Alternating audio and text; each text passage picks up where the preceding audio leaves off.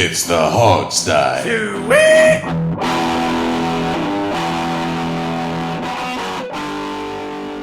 Okay, everyone, welcome back to this week's game preview episode of the Hogstye. We are in week 4 of preseason.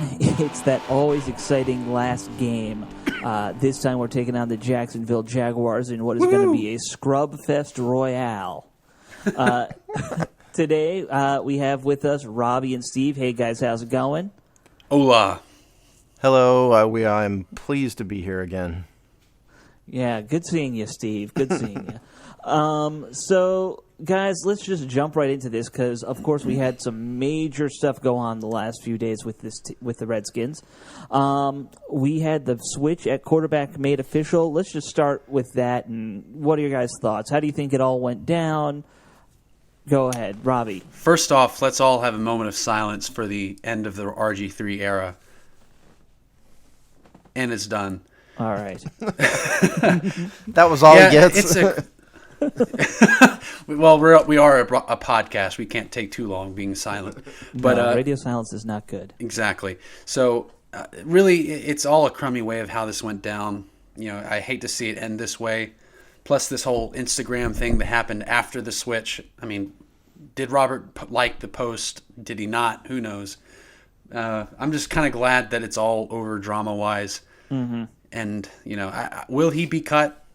I think he should be, just because during the regular season it's going to be a constant distraction with him on the roster during the regular season. I hate to say it. I think I agree with you there that as long as he's on this team, there will be questions. Yeah. Well, Steve, what about you? Do you have any final thoughts on how it's all handled? Did you get a chance to watch any of it? I know you've been traveling a lot, so. Well, I heard I listened to the Gruden and Cousins press conferences. I will say this. I think the team handled it as best they could. They kind of ripped the Band-Aid off, so to speak. There was no wishy-washy, mealy-mouth from Jay Gruden. You know, he did come right out and say Cousins is a starter for 2015 period, and then 2 minutes later put Cousins right on the stand to do his presser. So I applaud him for that. Mm-hmm. You know, it remains to be seen whether or not Gruden sticks to that, because his history is, you know, since he's been here, is, in my opinion, grossly mismanaging the quarterback position, and nothing that has happened makes me think he's changed necessarily. I am sad that the Griffin-ish era is over. I think it is over. I think it needs to be over. He has a $16 million contract next year. You know, there's no way he's going to be on the team for that, obviously, and I think it's a huge. If the team truly is done with him, it's a humongous distraction to have him. They need to get rid of him today. Well, Steve, let me ask you this. You're our numbers guy. If Robert's cleared medically, you know, in these next 2 weeks, and they cut him, do they still owe him that $16 million? I'm not sure I remember how this option works. Well, yeah, they're not going to owe him the $16 million, but he's going to be a $6 million cap hit this year, no matter what. Okay. You know, so we're going to have the cap hit this year. What the option is. They have an option, $16 million option on him for next season that's guaranteed for injury. And what that means is when the team does its physicals, if he can't pass his physical, it's guaranteed for that. Okay. So they can cut him. You know, where the contract comes into play is it makes him very hard to trade, because the team that trades for him is going to be stuck with the $16 million option for next year. So, you know, no team is realistically going to want to do that. That's the problem. But they can cut him and just eat the $6 million cap hit, and I think we have the room to do that. Yeah. Okay. It's sad, you know, because I like the guy. I think he has a ton of talent. I think, to be perfectly honest, this is the Steve provocative statement of the day. I think the team has ruined him. I think the Redskins have mishandled him and many other players along the way, for that matter, poorly.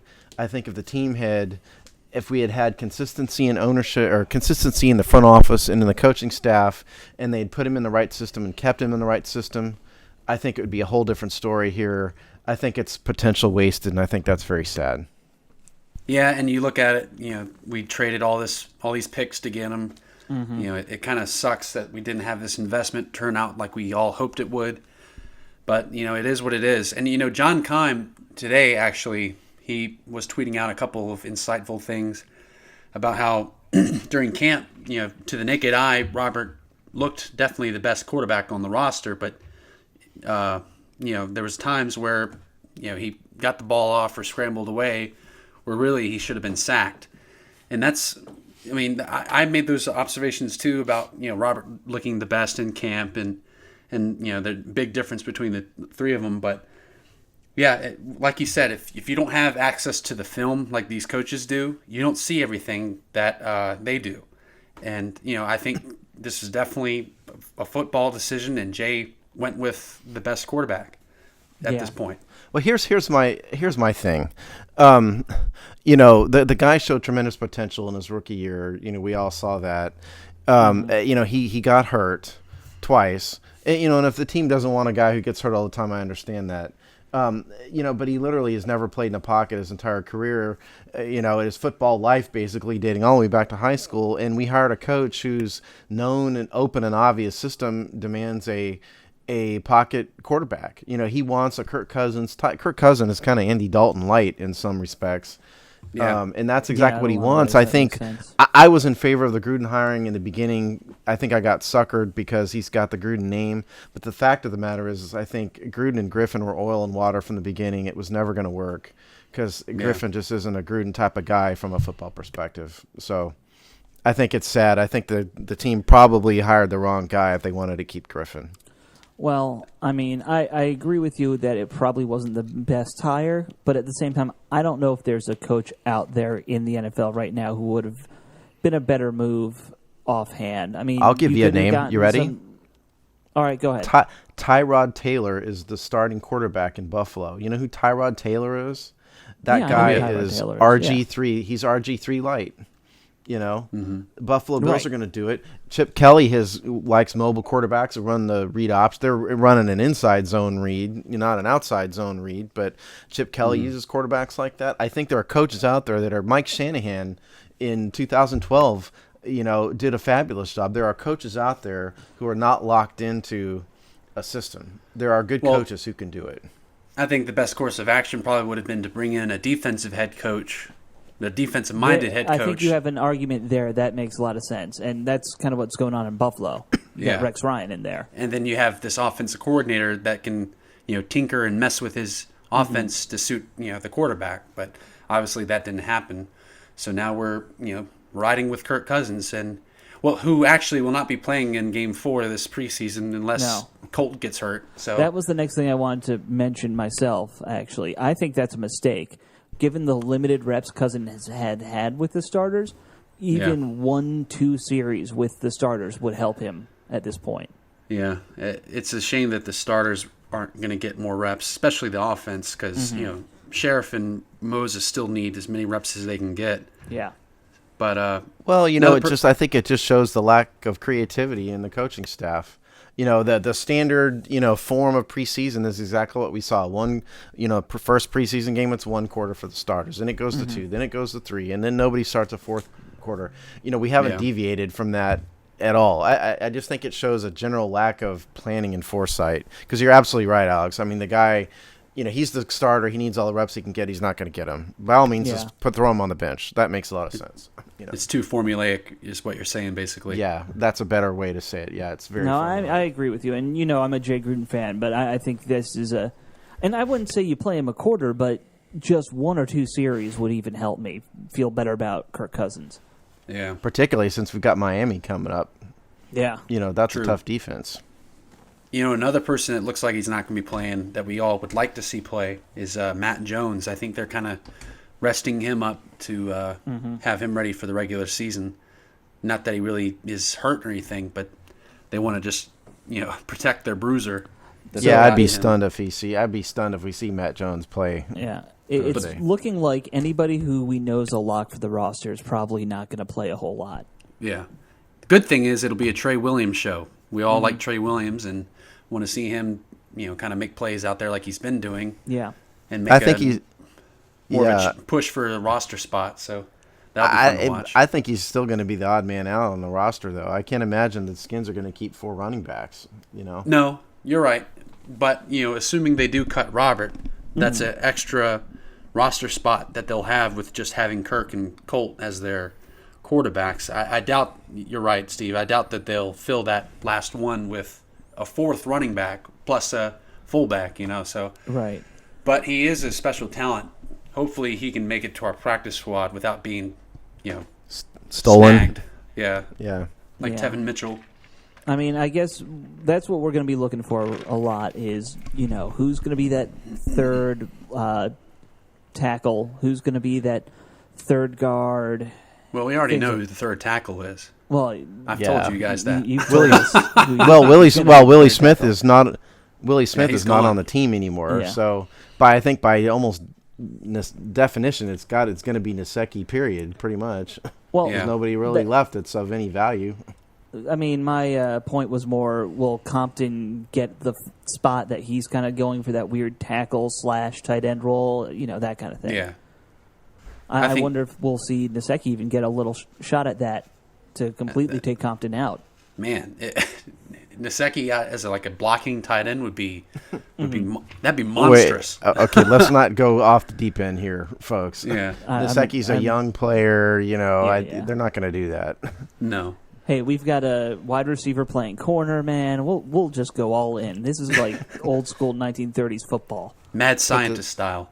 Put the 6'8" rookie tackle as a tight end by all means. Let's do Red it. zone threat. He's a red zone threat. We need a big man. Yeah. Well, I guess, Robbie, who are you going to be really looking for on offense then? I'm assuming you're going to be watching linemen, but in general, but anyone else in particular you want to kind of show something to make the roster? Yeah, I think I'm pretty set on, at this point, with the offensive line. It's kind of been the same so far. But I'm really wanting to see Derek Carrier get more action, which he should this game. See how he does, see how fast he is on the field. I also want to see more Rashad Ross. I love what he brings every preseason game, and hopefully he can be that receiver. Wide receiver, yeah. Yeah, sorry. Maybe because of what's going on with Evan Spencer, they may put him on the practice squad this year since he's still kind of a raw receiver. You can still put Ross in with the special teams because he has return ability, plus he's a quick, speedy receiver. I want to see him, and then hopefully a little bit of Crowder before they take him out. I would hope that they put Crowder in some for this game. Yeah, we saw him have, 2 catches last game? Is that Yeah. right? I think it was like I would like 3, to see but- a little more from him. That's true. Steve, you got I think anybody on offense you want to watch? Well, yeah, the third tight end, I think we've settled on Jerron Ham as the third tight end just by nature of who got cut. Mahina, Dixon, and, both got cut. So he's going to be Yeah. the third tight end. I don't see where we have a blocking tight end on the roster. So one of those guys between Carrier and Ham is going to have to figure out how to block. And so I'd like to see one of them try it. So there's that. On the offense, other than that, I think on the offense, the interesting battle is the receivers. You touched on it, Robbie. You've got Rashard Ross, but we've seen Reggie Bell flash. Yeah. I think it's a pretty darn interesting battle for the 5th spot. And it makes me wonder whether the Griffin spot is going to go to a 6th wide receiver rather than a running back, because we've got, 4 of them are locked up, right? You've got Garcon, Jackson, Grant, and Roberts. Those are locked up. I would say 5 are locked up. Crowder's pretty much a lock as well. Yeah. I wouldn't be surprised if if Robert gets cut, his roster spot goes to another outside linebacker. They keep Kerrigan and Preston Smith, Trent Murphy, and then they keep Jackson Jeffcoat, and they use that last roster spot to fill Houston Bates in. Although, you know what, guys? I mean, watch. It is. Although I find it hard to believe that we're going to only have 2 quarterbacks on the roster at all. I have to think Gruden's that if done Robert before. but we don't even have a practice squad arm at all. Yeah, but we can find one. Yeah. A bunch of guys are going to get cut. We'll just grab whoever is on the scrap heap, and if Robert gets cut, that's where our third quarterback will sit. Yeah. There's so many options what we could do with this spot. I mean, you're right. Outside linebacker is one of them. I find the wide receiver battle very interesting because I think we're deeper at the back end of that position group than we ever have been, at least in a super long time. At least it looks like that right now, yeah. But we've had that feeling before, and we know how it turns out. And yeah, I don't know, it but could this even time go it to seems a corner though. different to me. Yeah. Yeah, maybe. Well, I mean, you did bring up linebackers, Robbie. So that brings me to a little thing that happened out in Arizona. One of our fan favorite all-time players from the past 10 years, Lorax, got cut from the Cardinals. Immediately, of course, everyone went on Twitter and said, let's bring him back. We need the special teams help. Anyone want to talk me off the ledge on the Lorax train? No, I'll talk to you about it. I think I'm going to join you on the ledge because I realize the guy's 30 years old at least now. 32. But He's 32. But just bear with me for this. We have lost two major players on special teams. We can offer the man a 1-year contract for a veteran's minimum. I don't mind bringing in a guy like that for 1 year. We do definitely need to help. If anybody saw the 103-yard kickoff return at the end of the first half of the Ravens game, right. I think we know we need special teams help. So I'm not totally opposed to bringing the guy back necessarily. So I guess I'm on the ledge with you, Alex. What do you think, Robbie? All right. I'm going to talk you guys off of it because it sounds good. I originally thought, bring him back, come home, Lorenzo. But, he's 32 years old, and he's been gone for a while. I see it a lot like bringing Ryan Clark back like we did last year. It'd just be an old body that's a leader, but, I mean, how much really can he do at this point? Yeah, but Robbie, Ryan Clark was a starter. We're talking about a back of the roster special teams guy. I realize that, but I'm just saying I've seen people on the Twitter universe saying something, comparing them in that sense. Like it sounds good, but really wouldn't work out as well. And speaking of Lorenzo Alexander, right before we started recording this, there's a tweet that just went out saying that he's visiting with Oakland right now to talk terms. Oh, Oakland Raiders, where players' careers go to die. Yeah. He'll join that long list of Jason Campbell and Rock Cartwright and so many other Redskins who just kind of go the Raiders and then nothing happens for them. Yeah. Oh, well. Somebody play taps. Yeah. Lorenzo, I doubt you're listening, but you are one of those fan favorites. And Robbie, so much hustle. And Robbie, logically, I know you're right. If we need a special teams player, I'm sure there's some 26-year-old out there that Scott McGowan has his eye on. But from the fans' perspective, it'd be really cool to see Lorenzo back. That's all. Of course. And I could do a 1-year contract. A 1-year contract for an old guy like that is not the worst thing in the world. That's all I meant. Mm-hmm. No. Yeah, and you got guys like Spate and Plummer and these young, fresh linebackers that are kind of making a name for themselves right now. Plus Will Compton. We got guys that are pretty good at special teams that are ready to step up. I guess who's the leader? Who's the leader though on special teams? I guess we Darrell lost Young two at of this them. point. He's the most. Yeah, we lost two of them, but I guess Darrell Young would be the most veteran leader on that special teams at this point. He's been doing special teams since he's been here. So sounds like we could use another veteran. Sounds like we could use another veteran. Yeah. Yeah, you're probably right. We could. I mean, that's why we had Paul. I think that's why Paul stuck around for so many years as he developed as a tight end. He was just a natural leader on special teams. Yeah, and he was the only tight end that was returning kicks too. Well, yeah, that too. I just can't remember another time when a tight end was returning kicks. I just can't remember that at any level ever. Tight end returning kicks. Crazy. No. Sorry, Alex, I interrupted you. Go ahead. Well, I got my 3 minutes of special teams talk, and I'm going to be happy with the rest of this episode. Let's change sides officially, though, and talk about the defense. Obviously, we're not going to be looking at X's and O's at this point. It's probably going to be a lot of just see how each guy can lock down on their man or who can make a big play. Right. But who do you guys think is going to be playing for a roster spot at this point? I feel like the corner situation is wide open, personally. The corner situation's wide open. Obviously, I think let's talk who's got a roster spot locked down, right? We've got Culver, Breland, Amerson, right. I think realistically have spots locked down. I think D'Angelo Hall still has something that he may – if D'Angelo Hall dresses Thursday, I think he's in trouble. If he doesn't dress Thursday, I think we'll know what the coaches think of him. So I think that one's kind of held in abeyance. I think at this point, Jerron, help me, the corner.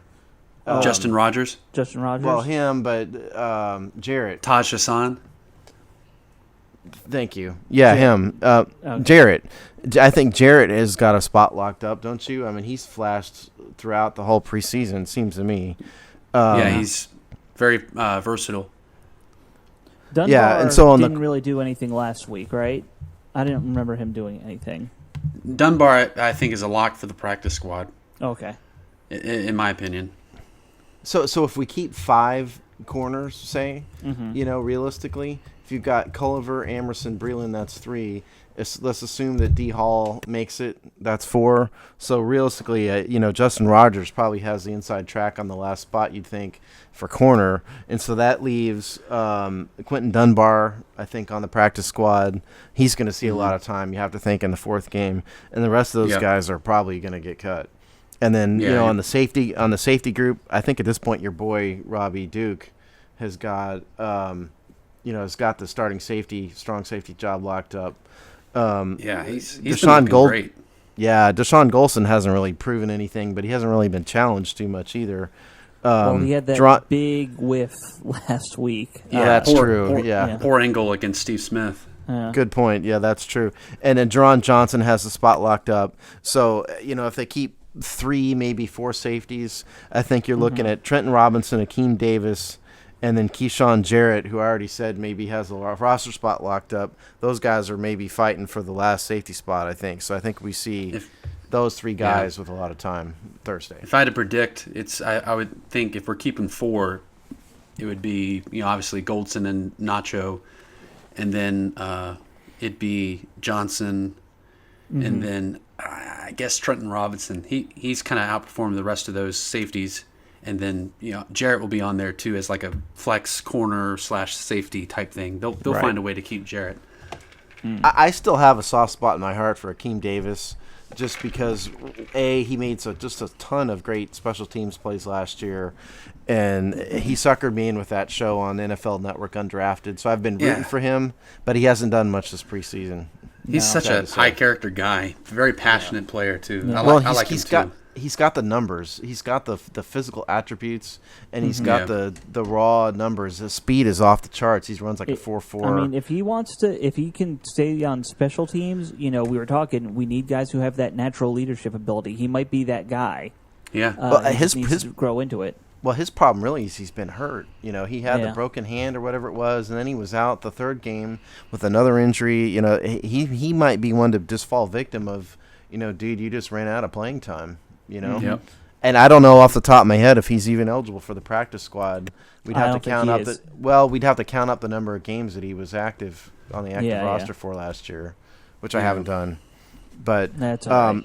Robbie, did we I guess we covered outside linebacker sufficiently, but we didn't really give a thorough who's going to see time Thursday from the outside line. We know Kerrigan isn't going to play, right? No. He's not playing. I think that Trent Murphy and Preston Smith will still get a lot of action. I think they should get a lot of action. At least Preston Smith should. Since he's still a rookie and still kind of raw. But I think both of them should still be getting a lot of reps.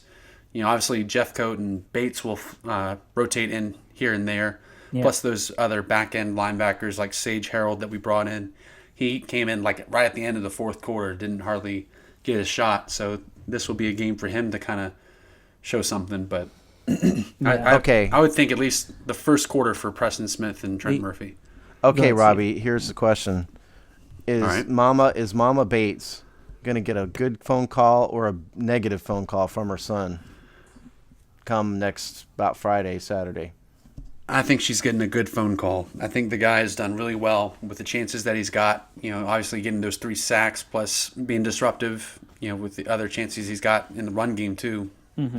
He's played well in special teams, so I think he deserves a shot. He's just like Gabe Miller was for us last year. All right, so Bates is in. I think that would probably make us, 4 or 5 linebackers. That locks it up. That's 5 for sure, yeah. Yeah, and I don't think we can have more than 5 outside linebackers. No. Here's my big name that I've kind of got circled on my sheet, Kedrick Goldston. We brought in so many guys to play defensive end this year, and We have a lot of young guys. How many times do we keep on saying we want Frank Kirk to kind of be, that situational pass rusher that he looks like he could be? Yeah. Do you think Goldston makes it at this point? I mean, he's the wrong side of 30, and it's a crowded field. I think he still makes it because coaches have been raving about him this camp. A lot of people said he's been having the best camp he's ever had. It's amazing to me that he's managed to stay on this team as long as he has because he's always been, kind of the back end type of guy. Right. He's the Reed Dowdy of the defensive line. Well, I think back to our position group breakdown we did, and he was the guy we debated for a while as to whether he was going to get the last spot or not. And I think if he had a good camp, you can always use a veteran who knows the system, who's kind of a wily guy who's been around. You have to have a few of those guys on the team, and he's a high effort guy too. Yeah. You're not going to put him in for every down, I guess, but 32-year-old man comes in, he knows what the situation's going to be. Yeah. I don't know. I'm a sucker for guys like that, who are trying to hang on, trying to play. Mm-hmm. They've carved a good career out for themselves. They're trying to get another year or two in. I hope it goes well for them. Me too. Well, is there any other position that you guys think we need to cover? Well, yeah. Let's talk about nose tackle. How many nose tackles are they going to keep? Because, we got Knighton and Baker, but there's a couple other guys hanging around on the back of the roster still, I believe. I think we still have Gerald Poe. Yeah. We have him. Are we going to keep 3 nose tackles? I can't imagine that we are. Mm-mm. No. I think if Goldston's kept and we have Baker, those guys can play nose tackle, but they're also able to play end. Yeah. They're kind of flexible like that. I think that's what you'll have a true nose tackle in Knighton, and then you'll have guys who can sub in. Right. That's my guess. Oh, you know what we need to cover? Number one, in case the listeners don't know, Ty Long got cut, and so Kai Forbath is going to be our kicker for 2015. Yeah. But the one, shocker. Shocker. I mean, we told you all how good Kai Forbath really is, and I guess the Redskins listen. But I think the last position we haven't really talked about is the kick returner and punt returner.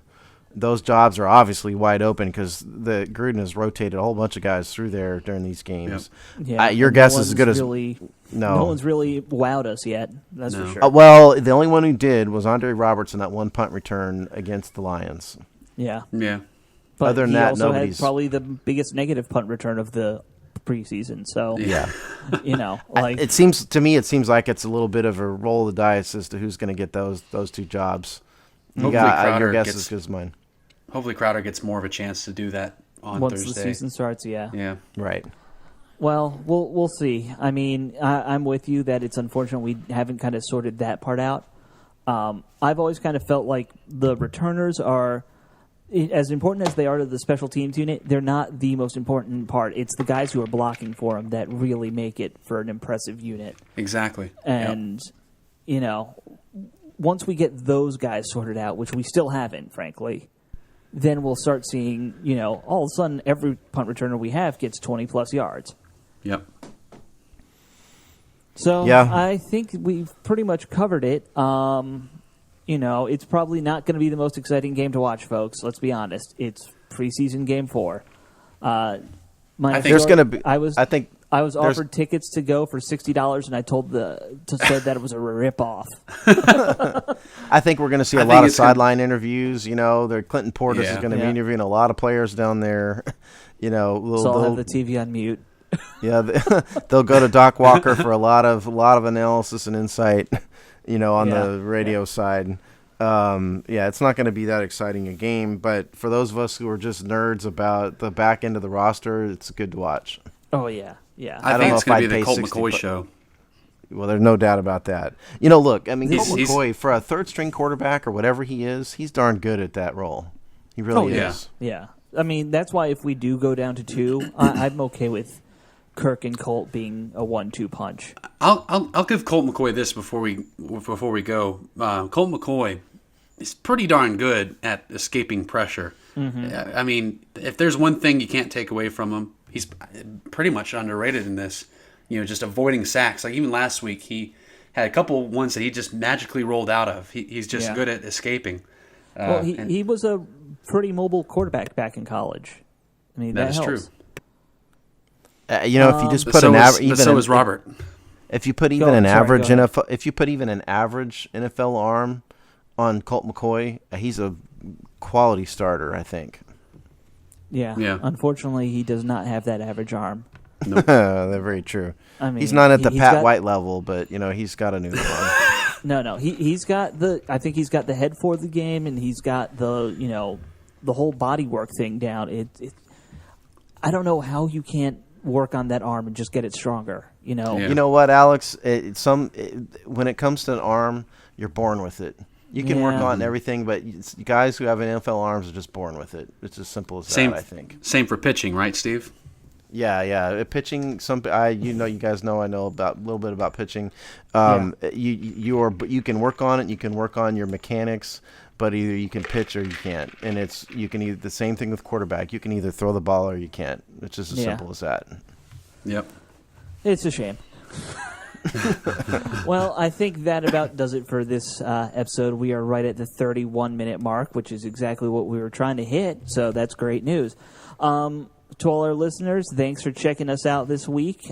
Make sure you catch us on Twitter at The Hogsty, on Facebook at Hail to the Hogs, and where else I always forget. Email at thehogsty@gmail.com. Yeah, feel free to email us at thehogsty@gmail.com. Thanks for listening, and I hope everyone enjoys the game. Peace.